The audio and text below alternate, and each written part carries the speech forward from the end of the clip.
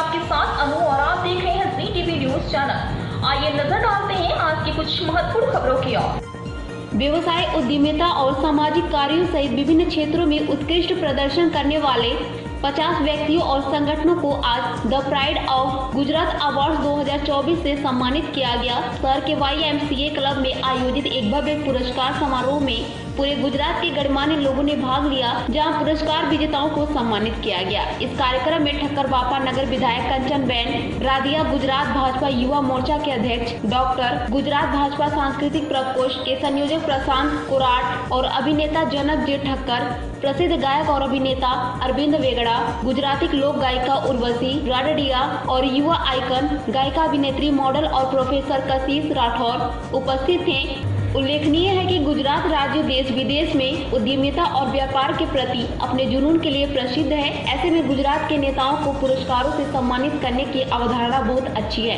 The pride of India के संस्थापक महर्षि देसाई और उपाध्यक्ष भावेश दवे की यह अनूठी पहल राज्य के अदम्य जुनून को आगे बढ़ाने के लिए है। पेश अहमदाबाद से नीता लिंबाचिया की खास report. The pride of India vice president Bhavesh Dave.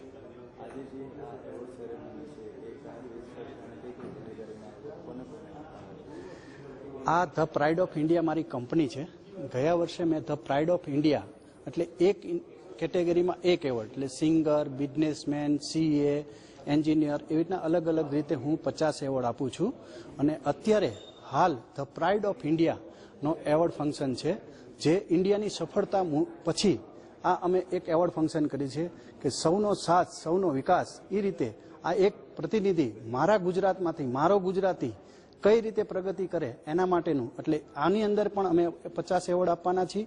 આ એવોર્ડની અંદર ગેસ્ટ તરીકે ગુજરાતના યુવા પ્રમુખ ડૉક્ટર પ્રશાંતભાઈ, જનકભાઈ ઠક્કર, સાંસ્કૃતિક cell president Kanchanben Radadiya, MLA Kashish Rathod, singer and actors, અને અરવિંદભાઈ વેગડા જે બિગ બોસમાં ફર્સ્ટ ટાઈમ ગુજરાતમાંથી ગયેલા છે, પોતે સિંગર પણ છે।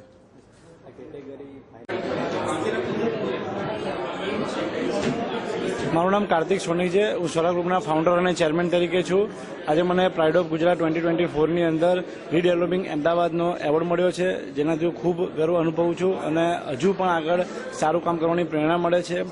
અમે રિયલ એસ્ટેટ ડેવલપર છે અને જે જૂના મકાનો હોય છે અમદાવાદની અંદર અત્યારે, એને અમે લોકો ડિમોલિશ કરીને નવા મકાનો જે છે એ અમે આપી રહ્યા છીએ, જેથી જે લોકો રહે છે એમને નવી સુખ સુવિધા પૂરી પાડી રહે તથા પાર્કિંગની જે સમસ્યા છે એ દૂર થાય અને એ લોકોની લાઇફસ્ટાઇલ જે છે એ પણ સુધરે, એ હેતુથી અમે કામ કરી રહ્યા છીએ। અને આ એવોર્ડથી અમને હજુ સારું કામ કરીએ એની એવી પ્રેરણા મળે છે। Thank you.